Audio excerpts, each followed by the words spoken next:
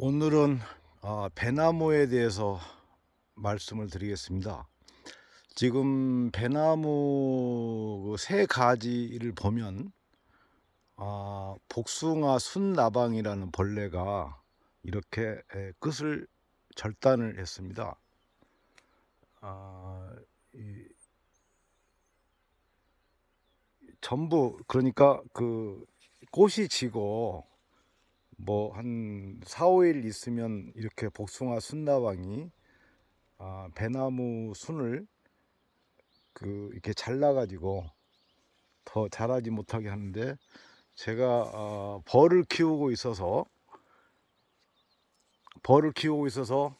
농약을 꽃이 있을 때는 농약을 제한적이나마 해야 되는데 못했거든요. 그래서 이렇게 엄청나게 많이 그 복숭아 순나방이 새순들을 잘라 먹었어요. 어, 그래서 어제 그 살충제하고 살균제를 섞어서 농약을 했습니다. 농약 주 목적은 지금 새순일수록 그 진딧물 피해가 많습니다. 진딧물하고 나방류하고 그 다음에 살균제 세 가지를 섞어서 농약을 쳤는데, 요즘은 농약 보고 작물 보호제라고 그럽니다. 그 귀촌한 분들이 처음에는 친환경 농약이라고 그래서 그 미국 자리공이나 은행나무 잎을 끓인 거 그런 걸로, 또는 여러 가지 그 친환경 약재를 저제해서 그 화학적인 농약을 쓰지 않고 그 진딧물이나 나방류를 방제하려고 하긴 하는데, 저도 규모는 큰 규모는 아닌데 그거는 한계가 있습니다. 진딧물 같은 경우도 화학적인 농약을 써도 두세 번 반복적으로 쓰면 진딧물이 죽지 않습니다. 그래서 그 텃밭 농사로 아주 조그마한 규모로 할 때는 친환경 약재 가지고 듣긴 듣는데, 사실 김장 배추 심어서 친환경 약재 썼다가 진딧물을 못 잡아서 배추 포기 속에 진딧물이 많이 들은 상태로 수확하는 경우도 많이 봤습니다. 저는 그래서 친환경 약재를 비판하거나 그 효과가 없다 그런 뜻이 아니라, 상당히 그 세심한 주의를 가지고 약을 쳤을 때 효과가 있을지 몰라도 보증되지는 않는 그 처방이라고 저는 생각합니다. 그 배나무 같은 경우는 이제 적성병, 그다음에 흑성병, 그다음에 탄저병, 그다음에 진딧물이나 나방류 또는 노린재들의 피해가 있는데, 그 아주 그 조그만 그 배일 때, 그러니까 애기 배일 때 그 노린재가 흡집을 하게 되면 배가 이쁘게 열리지 않습니다. 그래서 아직은 현재는 그 수정만 돼 가지고 꽃잎만 떨어진 상태인데, 이게 직경 한 1cm쯤 되기 전에 노린재들이 그 흡집을 하게 되면 기형배가 생겨서 상품성이 전혀 없는 배로 바뀌게 됩니다. 그래서 지금은 그 방제에 상당히 신경을 써야 될 때입니다.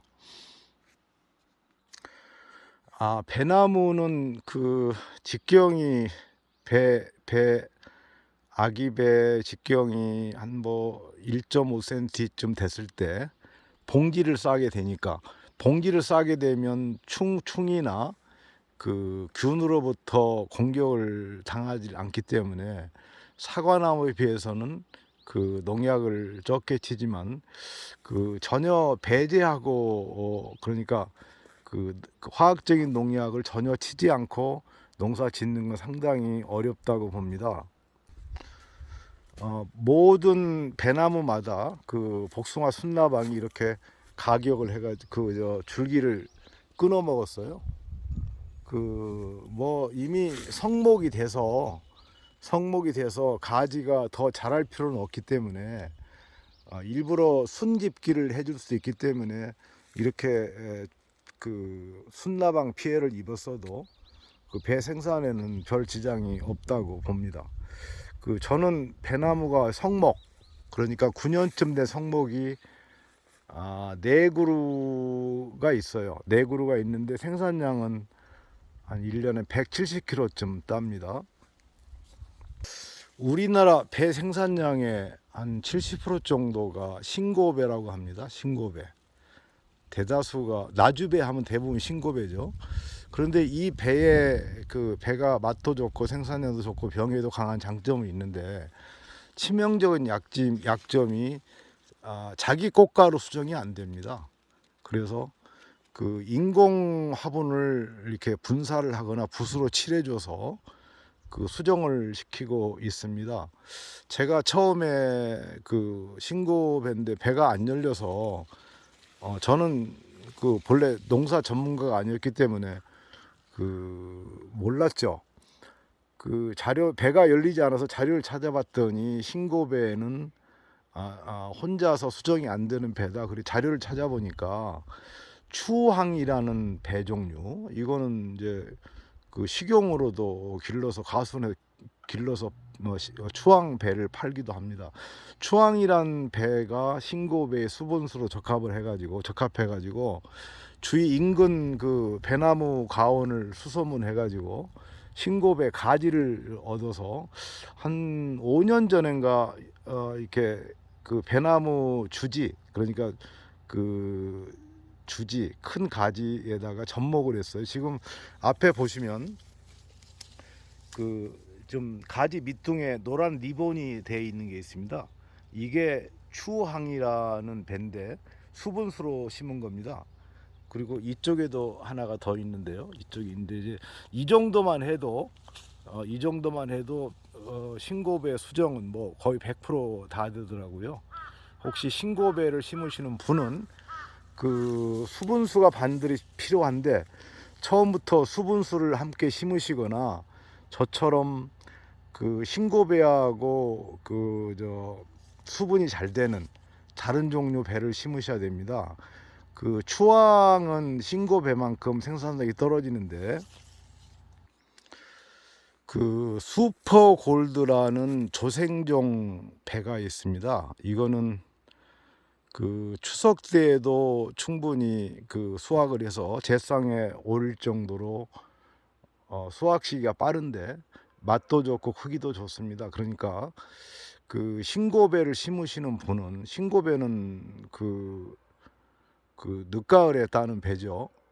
그 슈퍼 골드라는 배 품종을 하나 사셔서 같이 심어 놓으시면 추석 때 사과도 드실 수 이제 배도 드실 수 있고 신고배가 그 열리는데 수분수 역할도 합니다. 근데 일반적으로 흔히 동네에서 보는 그 나무 시장에는 슈퍼골드니 그런 것들은 없습니다. 그런 것을 인터넷으로 검색해 가지고 전문 그 종묘 회사에서 구입하셔야 됩니다.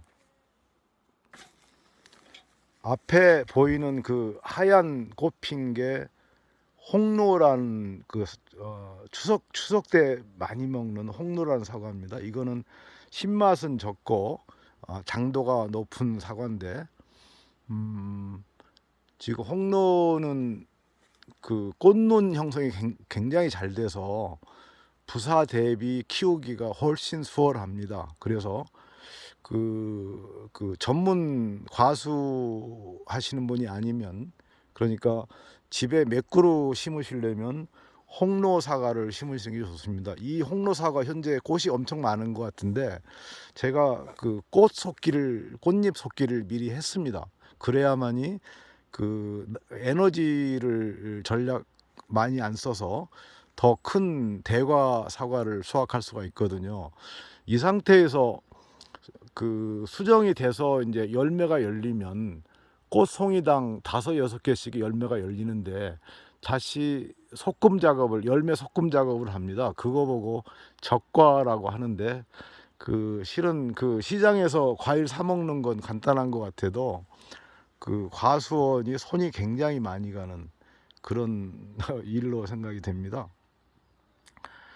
앞에 그 새카맣게 매달려 있는 거는 제가 그 토종벌을 하기 때문에 지금은 분봉식입니다. 분봉식이. 그래서 분봉난 벌들이 여기 그 새카맣게 매달린 거 보고 유인봉상이라고 하는데, 분봉벌을 유인하는 그 상자다, 뭐 그런 의미입니다.